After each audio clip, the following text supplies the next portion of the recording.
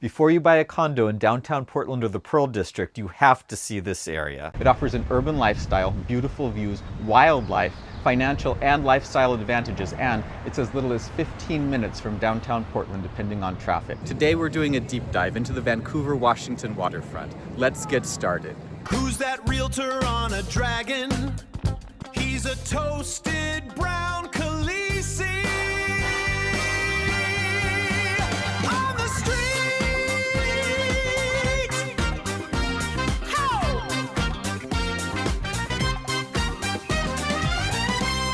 The Vancouver Waterfront is Vancouver's Pearl District. It's newly developed like the Pearl District was 10 or 20 years ago, and it offers high-rise living with luxury condos like the ones in the Kirkland Tower. Restaurants too, like Wild Fin and 13 Coins, and there are also smaller shops. One favorite is Salt and Straw, which has traditional ice cream flavors and wacky ice cream flavors. The Pearl District has access to the Willamette River Greenway Trail in a few spots. For the most part, though, it's cut off from the water. The restaurants, the shops, and the condo and apartment complexes are inland a ways. Between them and the water, you've got major railroad tracks, as well as Old Town and Chinatown toward the south. Several blocks are just industrial buildings with rail lines on one side and no river walk on the other side. The Vancouver waterfront is built out from a walkway and park right on the water. The restaurants and shops and the housing towers are right up against it, and the walkway continues along the Columbia River for miles. The developed area is smaller than the Pearl District, but it's also newer. It's more like the Pearl District was a long time ago, and it's growing. Developers are planning projects to extend the housing and shops closer to downtown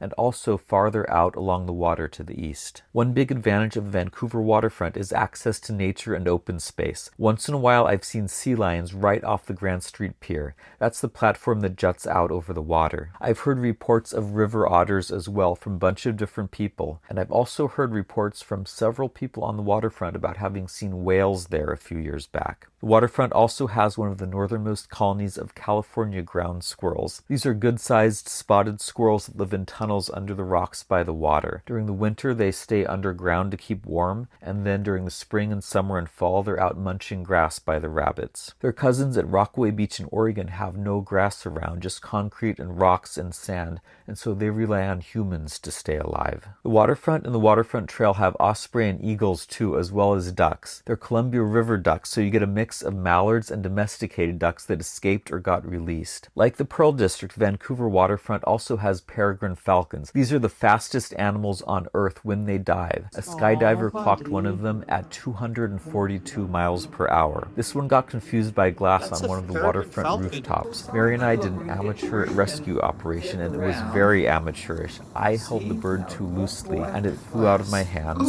kind of at Mary, but it was fine. It landed on the floor, and it just kind of hung out there for about 5 minutes, regaining its composure. And while I was on the phone with the Bird Alliance, after they called me back, it flew off. One thing about the Pearl District is it does have its own natural wonder. From fall through early spring, as many as 23,000 crows have flown in to roost on the trees in downtown Portland, right up to the Pearl District. This footage is from my friend Jesse, who took it while he was living in a high-rise in the Pearl District. The Pearl District is just a mile or two from Forest Park, which is one of the largest city parks in the U.S. It's a 100-year-old forest with lots of trails. It has owls and deer, and it also has an ivy infestation, which volunteers have been working on since I was a kid. It's really beautiful in spite of the ivy, though. The Pearl District is a little under a mile from Washington Park, which has more green space, and the zoo is right there as well, besides the Hoyt Arboretum too, and the Rose Garden and the Japanese Garden. All of these spaces are together and run up to Forest Park, so you have this huge green and open area. And that's why, when I was in high school, I saw a deer at the downtown Portland entrance to Washington Park. It was in the middle of the night, and I suspect the deer often make their way down into Washington Park at night, but I don't know because as an adult I'm not there at night. The big green space near the Vancouver waterfront is the Fort Vancouver Historic Site.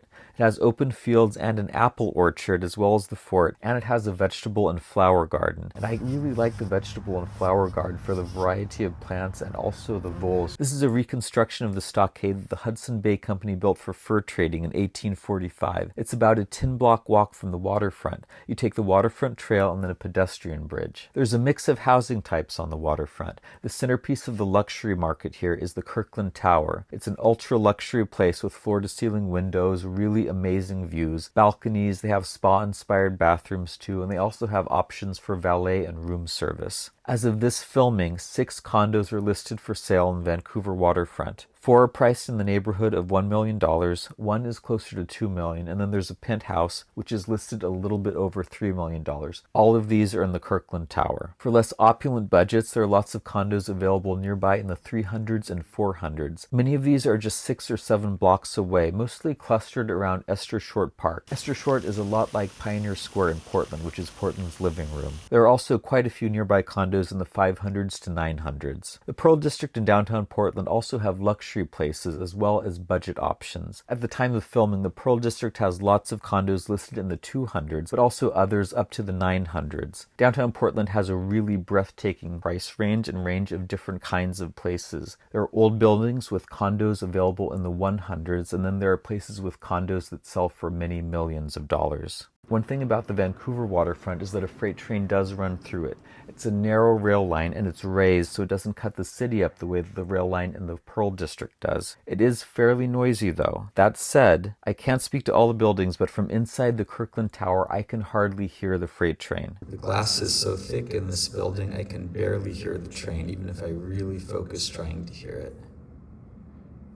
One advantage of the Pearl District is the nearby businesses. There are amazing small businesses on the Vancouver waterfront and in downtown Vancouver, and in my view, especially on Main Street in Vancouver. But lots of businesses in or near the Pearl District are on another level as far as the kind of interest they deserve. There's Powell's Books, which is the largest independent bookstore in the US. It's where I found this gem. 23rd Avenue is nearby and has all sorts of other shops. There's Paxton Gate, which is an oddity shop with fossils and taxidermied animals.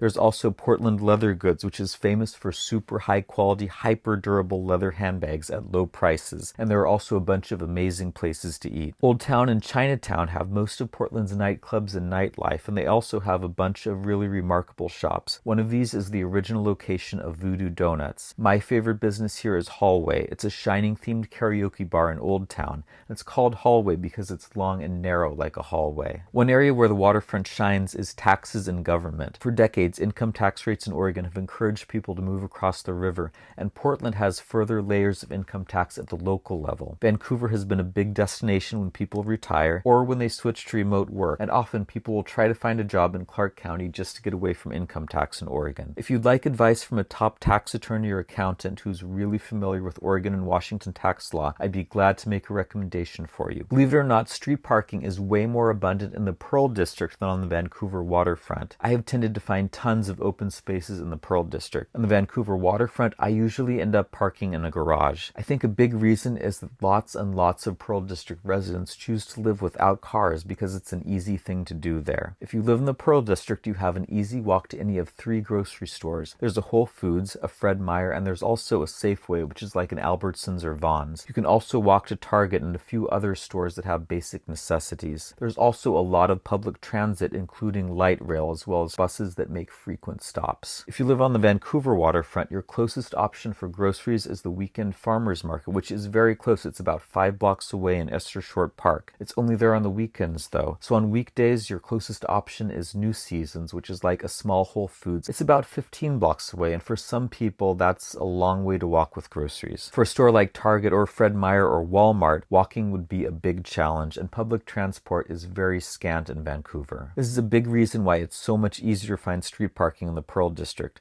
The Pearl District easily supports a carless lifestyle, whereas it's really challenging to live on the waterfront without a car. Overall, what sounds better to you, the Vancouver waterfront or the Pearl District in Portland? Let me know in the comments and put in your questions too. If you'd like help navigating the real estate market here in Vancouver or elsewhere in Southwest Washington, don't hesitate to reach out. I'll be glad to help. I'm Joshua Hansen, your go-to real estate guy, and I'm looking out for you.